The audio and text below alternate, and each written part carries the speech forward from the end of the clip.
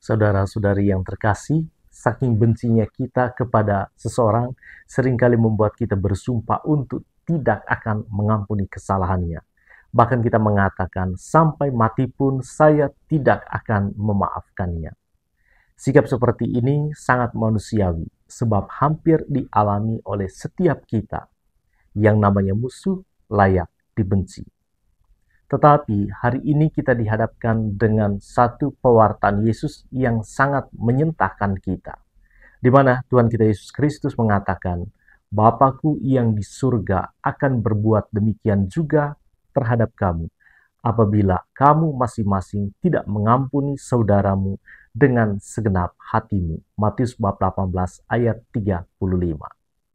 Artinya, kalau kita masih memusuhi seseorang, janganlah berharap lebih bahwa kita akan diampuni oleh Allah. Lalu apakah dengan begitu Allah yang kita imani adalah Allah yang pendendam? Tentu tidak. Katekismus nomor 2840 mengajarkan begini. Kerajaan Allah tidak dapat meresap di hati kita sebelum kita mengampuni yang bersalah kepada kita. Selanjutnya, katekismus mengajarkan bahwa kalau kita menolak mengampuni saudara dan saudari kita, hati kita menutup diri, dan kerasnya hati tidak dapat ditembus oleh cinta Allah yang penuh kerahiman. Itu berarti tidak ada dosa yang tidak dapat diampuni oleh Allah. Tetapi rahmat pengampunan Allah tidak dapat bekerja kalau hati kita ditutupi oleh dendam terhadap sesama. Saudara-saudari yang terkasih, dendam itu ibarat tanah yang keras, yang tidak dapat ditembusi oleh tetesan belas kasih Allah. Satu-satunya cara agar rahmat Allah dapat bekerja dalam diri kita, yaitu dengan mengampuni. Mungkin sebagian besar dari kita mengatakan, Romo, mengampuni itu tidak semudah yang diucapkan, tidak semudah yang Romo khotbahkan. Lalu tanggapan paling sederhana adalah, siapa juga yang bilang bahwa pengampunan itu mudah? Siapa juga yang bilang bahwa hati kita yang pernah terluka akibat ulah orang yang kita benci saat ini mudah disembuhkan? Ingat baik-baik, pengampunan bukanlah kemampuan dasariah manusia. Sebab manusia lebih mudah iri hati ketimbang belajar pada kesuksesan orang lain. Manusia lebih mudah tersulut api kemarahan daripada bersikap sabar. Manusia lebih mudah menaruh dendam daripada menaruh ampun kepada sesama.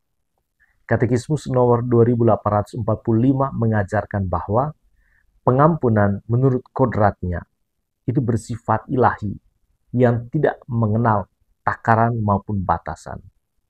Bukan sampai 7 kali, melainkan sampai 70 kali 7 kali. Itu berarti kita tidak akan bisa mengampuni sembari menjauhkan diri dari Allah. Kita tidak akan bisa mengampuni kalau tanpa berdoa. Kita yang hadir dalam perayaan Ekaristi tentu memiliki musuh atau orang yang kita benci dalam hati kecil kita masing-masing. Entahkah itu suami ataukah istri kita sendiri, mantan suami, mantan istri, pacar atau mantan pacar, anak-anak kita, orang tua kita, mantan sahabat dekat kita, atasan atau mantan atasan kita, dan lain-lain. Hari ini kita berdoa kepada Allah agar kita dimampukan untuk mengampuni mereka dengan segenap hati, bukan sekedar melupakan sikap buruk mereka terhadap kita. Mengampuni mereka itu penting, agar racun yang kita simpan bertahun-tahun dalam hati kita tidak merusak kebahagiaan kita. Pengampunan itu penting, pertama-tama bukan untuk mereka, tetapi untuk diri kita sendiri, agar Allah juga mengampuni dosa-dosa kita. Kesuksesan Anda dalam hal mengampuni membuktikan juga bahwa di dunia ini cinta lebih kuat daripada dosa. Tuhan memberkati kita semua.